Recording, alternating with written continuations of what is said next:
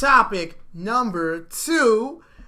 Dallas Fuel starting to get fired up. Yes, I like see. it a lot. If you are unaware, right now in Week 5, the Dallas Fuel are 5-2. That means they have won 5 of their games and only lost 2. Last week, yes, we did beat the Shanghai Dragons twice. You did. But the Shanghai Dragons games. are also... they're not the worst team in the league anymore. They're not. You're right. Gamsu, ever since having... No, not IDK. That's the Spark. And Diem? Oh my God. Diem is really good. Dude. Diem is really good. They actually have a team that can enable Gaguri. I don't want to talk about Shanghai. We're talking about Dallas for a second. Let's talk about Shanghai. Right now, with their record, with the way that they've been playing, they're at the 5th seed. Mm-hmm. They have the ability to make it and clinch their spot in the playoffs. Mm-hmm. Only 3 teams have clinched, and 4 or 5 have been eliminated from playoff contention. Right. So we're close. We have the Boston Uprising coming up this week, who have looked very shaky. Yeah, that's a fit. I mean, for the most part, you guys think I've looked a little more consistent in Boston Uprising. I think Boston is kind of on its. Yeah, I don't know what to think about Boston. There's kind of I would there. Say Boston. That note's good. I don't want to say their problem, but more so the fact that they put a lot of their new shot calling and abilities on Fusions. Yeah. Who was a Contenders player. They're just like, carry me, Fusions. Like, please carry me, senpai. And if Fusions isn't playing, then... Hold on. Contrasting in chat says the fuel has been ignited. That would have been such a good title. Oh my God. I am disappointed in myself. Fail. Hey, you want to do production? Look, I have to come up with these on the spot. I'm just like, some kind of fuel pun. That's all I had to offer. I'm a one-hit wonder. I like it. Get in while it's 100% and you're good. You know what? Maybe that'll be next week's title if the fuel win, but they will. Not if. They will. But anyway. Very winnable game. It's a 100% winnable game, and that would put us up at, what, 5-3.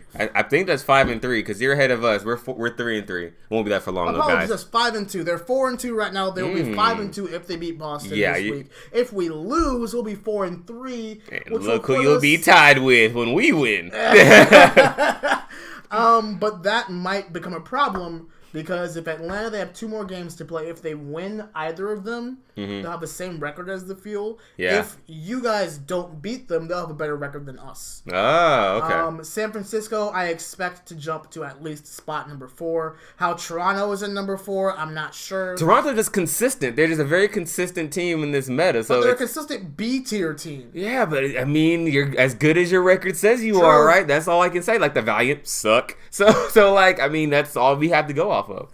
What games do you win? But so I did a little bit of looking throughout the standings for what Dallas needs to succeed.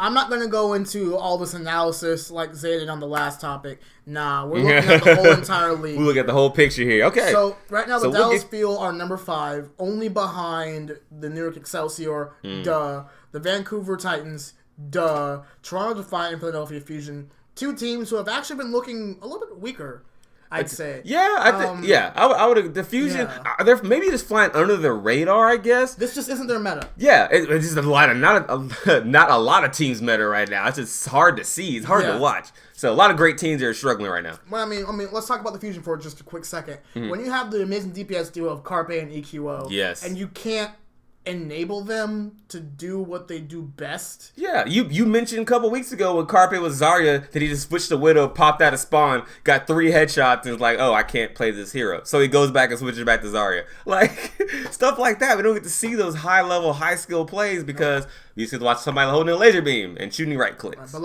I want to get back to the rest of this. So San Francisco, let's see, they have 1 more game for the rest of the season. Yep. And it's against the Valiant. Oh, so that's a win. You know how that's gonna end. Yeah, we all know so that's San Francisco is gonna have a new score of 5-3, which will then put them technically above Dallas, but that's only if Dallas loses. If Dallas wins, they'll be 5-2. Okay, so tangent here. So wait, do teams play different amount of games each stage? Yes. I don't know how I feel about that, but maybe we can leave that for later. But I don't know how I feel about that. That's something that it only has to be done because it's 20 teams. Some teams play 7 games. I think it's 7 or 8 games depending on the stage. Yeah, depending. So I'm sure it all evens out. Of course, it has to at the end of the season. It evens out by the end of the season. But it's just that's interesting. Okay, yeah. And then for the rest of the top 8, we have Atlanta and Guangzhou So Atlanta and San Francisco are tied for number 6. Okay. They have the same map differential, but Atlanta is 3-2. San Francisco is 4-3. So if San Francisco 4-0s the Valiant, which is very possible, that will skyrocket them to +9. Ooh, that puts them on par there with Knicks was pretty close. Oh, Knicks was 13, Knicks right? was 16. Oh. That will put them at a higher ratio if Toronto doesn't win their next game, which is against Washington. So how are they so good? Okay, sorry. I'm gonna have a little Knicks trend here. Like, how the hell are they so good? I think honestly they're so good because they have some of the best players. I mean, Lunatic High. Yeah, I mean, Lunatic High is Seoul Dynasty. You're right. Who's Metathena? I wasn't Knicks, so I thought the team was just put together. They were put together because Jonak was a new addition. Yeah, I don't think they were actually a team before being converted over. But that'd be something worth looking at. If any other old school Overwatch fans are in chat right now and you know the answer to this, please help us out. But they were an old team, plus adding a few new players. Right. But that's how they're so good. And Vancouver Titans, they were runaway, a.k.a. the best contenders team, I'd say, in the world. Yeah, I think by far. I think between North America, Europe, Asia Pacific, they were legit. And that's why they were all been moved to the Overwatch League and are still undefeated. Or at least we know they're really good at GOATs. Well, I will say for the Vancouver Titans, if you are unaware, the Vancouver Titans were runaway. One of the best teams in contenders, like we just mentioned. Yes. They were one of the first teams that literally they were the owners were like, "Hey, Runaway, we like you." Grab the entire team, change your colors. Plop. Just dropped them in there. That's the Vancouver Titans. Yes. You don't see that very often, especially in esports. Especially from a whole different division. You take a whole team from a division, move all of them up. You pick one or two, that's pretty common, but a whole team, all of them, and not just that, but they win. Yeah, you expect them to play well, and they do. You're right. That's not seen very often. So, and then I want to look at the bottom half of the stage playoffs cutoff, because right now the cutoff does stop at the top 8. The Boston Uprising, which the Fuel are playing this Saturday, and again, I expect that to be a win. Okay, which is fair. This is not me being cocky. This is me looking at both teams and recognizing the Fuel have talent, and that talent has been ignited. I ruined it. And then let's see, the Seoul Dynasty, who are very... just gets up and leaves. All right, go ahead. Let's for real. Seoul has been very... I don't know what to think about Seoul. They're a good team, but they're not a great team. Yeah, which is what everyone expects out of Seoul Dynasty, being Lunatic High. You have high expectations of them, and they keep disappointing. And they've made these changes. I mean, with Fisher coming in, you think that they would have something, something of a run. But they still don't... Fisher wasn't enough. Yeah, they still don't gel right together. Fisher's a very aggressive main tank. And you can tell that the Seoul Dynasty just kind of don't play that style. They want to play over Nixel style, but Fisher's like, no, we're playing this style. The thing I find really interesting about South Korea, too, is how there's only one South Korean team in OWL. Yeah? I would have expected, literally half of the players are South Korean. I would have expected at least another South Korean team, but alas, Season 3 we might get to 24 teams. Who knows? Yeah. Who knows? And then you'll have plenty of space for those no South Korean teams, do you think? So then, as for number 11 and 12, that's Houston and London. London are really shaky this stage. They started off terribly, right? So the fact that they've even come by, and that's a bug. Oh wow, we found a bug on the Overwatch League app. In the Overwatch League app, if you look at the London Spitfire, I don't know if you can't really see my phone from here. It's it looks like Chinese or Mandarin. I could not even tell you. Okay, so anyway, London plays Seoul this week, so we know those two spots are going to get shifted. I expect London to win because they and Seoul actually have the same record. Seoul has a better map differential. Yeah, and London's finally figured out this meta a bit after stumbling at the beginning. I think they're a team that could, if they do get in somehow, which I hope they don't, because that means you probably don't get in. But if they did, they maybe do some damage. What you mean? You're the one lower than us. Oh, I know. I'm just saying. If they get in and jump us somehow or whatever, they'll take that spot. Right. It's a spot that Houston will get. So I want to bring us back to the Dallas Fuel for now, right? So the one note, because I added a note saying Houston beat Atlanta for Dallas, please. The reason for that being Atlanta plays 2 games this week, and the Houston Outlaws are one of those 2 games. The first game is against, I think I said, the Washington Justice. The Atlanta. So I expect Atlanta to win that game, which will technically put them a little bit higher than Dallas and maybe higher than Philadelphia. However, if Houston can win, not just in a 3-2, it needs to be at least a 3-1. 4-0 might be asking a bit much. Yeah, I don't know if we can 4-0 Atlanta. I don't know if we can do that, but 3-1 if we get lucky. If you get 3-1, that would not only help our differential, but help your differential. We definitely need to help with our differential for sure. Because y'all don't need another Game 5. I'm sorry, but like that would not help anyone. But all I see is this match happening. Yeah, I think that'd be the case. I think that's the only way we actually win this, but hopefully we can pull something out and we just go all out to make the playoffs and we do win a 3-1 match. Yeah. That would be outstanding. That's the best case scenario for us, a 4 or a 3-1 win. And that would be the best case scenario for Fuel because that means that Atlanta would get knocked down. Houston would rise up. I don't know because, again, it depends on Seoul. Because if the Fuel beat Boston this week, which, again, is going to happen, that means that Boston's going to get knocked down probably to 12 or 13. Right. Houston will technically, Houston has to rise if Boston gets knocked down. I was going to say, that's we need teams at the top to just slowly, to just fall, to have some weird stuff happen. Atlanta's already in, so actually beating them helps our record, but as far as getting other people in or getting us past, into that 8th spot, it doesn't help too much because they're already there. Speaking of, Philadelphia is playing Paris this weekend. They should win that. I think Paris or Philadelphia. I think Paris is going to win that. No, I think Philadelphia is going to win. I think Paris is kind of, I don't know. I think people have figured them out. I think they've got some tape on them. They've been figured out. I don't think they're gonna win too much more in this stage. I remember when the season first started, people were like, "Dang, Paris's goats is like the best," and now it's like, what happened to their goats? Because people figured they played a little differently. That's what I've heard from players just in interviews and just some of their Twitter accounts. Like they play it differently than other teams do, maybe with their positioning or what ults they use first. But once you figure it out and know it, it's pretty straightforward. And Atlanta made them look stupid. Man, okay. I'm fast. I love numbers. I love looking at this and trying to figure out. Analyze it. It's fun. I genuinely think it's fun to do this kind of stuff. But I am trying to figure out what it would take for the Dallas Field to clinch that spot. Naturally, a 4-0 would help. Yes. Well, your map differential is proving to be really huge. It looks like we have someone in chat, Otel, saying, "What is your opinion on Unco never really being discussed in the Zenyatta conversation? You think he's insane, but he's rarely even mentioning Al. What do you think as a Fuel fan?" I mean, I love Unco. I think he's an amazing Zen, and I think it's disappointing that he's constantly ignored. But I think that's mostly just because we have AKM popping off every single game. I mean, when you have one player shining really bright and then a second player shining, the brighter shine's going to get noticed. I mean, I love OG, but he hasn't been performing all too well. Unco has been doing a great job. His trances are on point. Whenever there's a Sombra on the team, he's always hiding, ready to come in for those trances. So, by the way, if you're a Zen that does that, you're a good Zen. Yeah, exactly. As regards to him being discussed or ignored in the Zenyatta conversation, I think it's just more of the fact that there are just so many great Zens. I mean, every Zen gets compared to Jonak. Of course, the MVP, reigning MVP. Which is kind of, that's already a hard pill to swallow. So when you have Zens like, let's say Izayaki, for example, on the Los Angeles Valiant, probably one of the few shining stars of that team. I'm not trying to throw shade at the Valiant, by the way, but I'm just saying it's easy to throw shade at an 0-7 team when it just happens. But I would agree with you. I think it's actually kind of fatigue a bit. How long has Unco been around? Unco's been around for a long time as one of the best Zenyatta since Overwatch existed, right? So people, I guess, aren't as surprised. I guess he's in that tier of just really, really good Zenyatas, and he's so consistent. He rarely makes mistakes.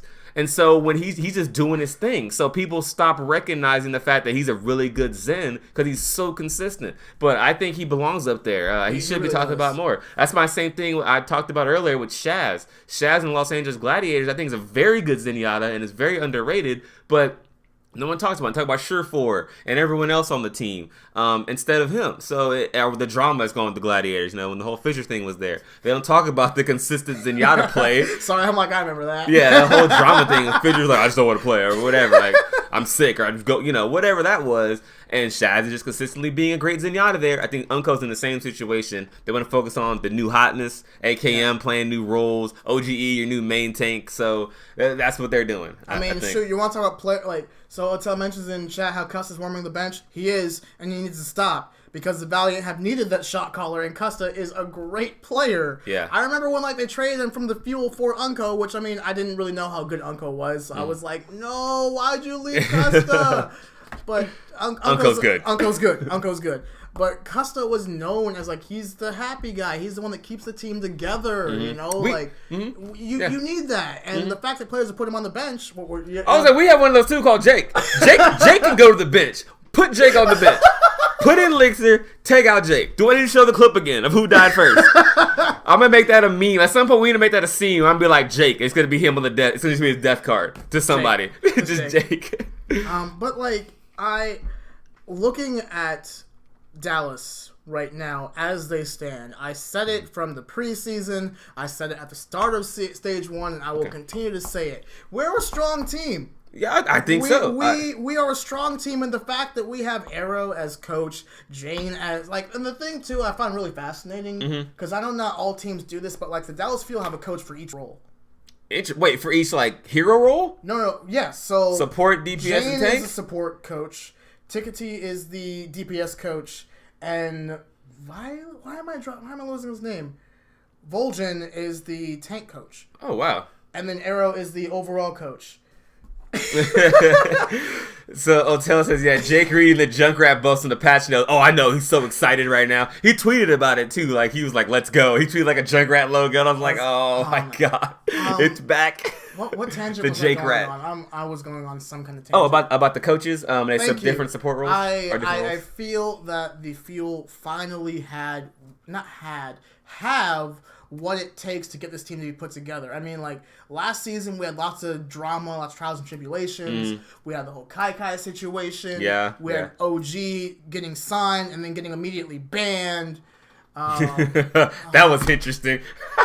That was funny. Oh, man. I mean, it wasn't funny. I mean, from outside looking in, it was funny. Of course. But when you're like, finally, a good man. He can't play. I mean, do we have to even mention XQC? Oh, gee. The Fuel are an interesting team to watch. It's just a typical Dallas team. Y'all just have drama everywhere, and it's pretty entertaining. We don't anymore, though. And look what happens. You win. Yeah. It's crazy, right? They brought on AKM, what do you call it, later, like stage 2, they brought him on, and nobody knew what he was going to do when they started popping off. Also, thank you, Anonymous Gifter, for the sub. It's appreciated. Yes, much appreciated. Thank you. But, like, this team is a talented team. I don't want to sit here and call them the best. Because calling them the best would say they are better than New York XL, which is...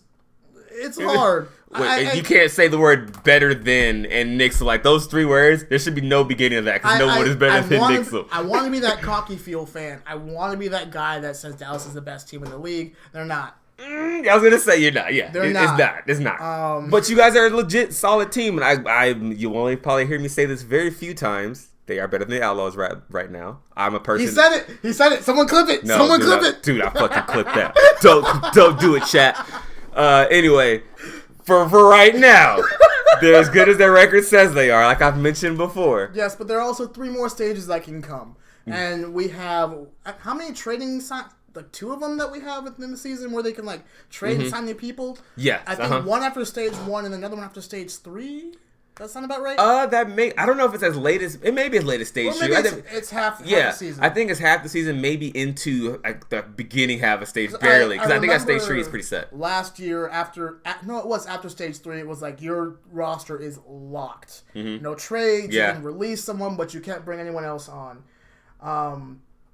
Oh, okay. Yeah. Otell brings something else up in chat that I did want to mention. The fact that Mickey has been on the bench sucks. But, okay, yes, it sucks that because he was the Brigitte when she came out. But that's also when Brig was broken. I mean, I hate Brig so much. Anyway, okay, so I had to get that out there every time. Screw delete Brig. Hashtag delete Brig. Make a trend. When Brig first came out, Mickey picked her up very quickly. And I mean, other players did too, but he was the first to really pick her up and really shine with her. But unfortunately, it's I don't want to sit here and say he's not a good player because Mickey is a good player. He's on the Dallas Fuel for a reason. But I've noticed that the players who end up playing Brig will sometimes flex to someone else. Right. And Mickey is not known for his hero pool. However, we haven't seen him play. He's not the kind of player who streams. Right. And if he doesn't get game time, we don't see what he's doing. Something tells me, because I mean, Taimu also, has Taimu even played season. I mean, it's just not a meta that they can really participate in, I guess, right? That's but I'm sure they're grinding somewhere. Like they're paid players. Like this is your job. So I would like to think that they're practicing their job, in their off time, right? And like Tyler still streams. Like he goes on his stream and like does his aim drill practice. Yes, Temu does need a hit scan meta, and that's the thing. Yeah. With Batiste coming in for stage 2 and beyond, I do believe we're going to get a dissolving of goats.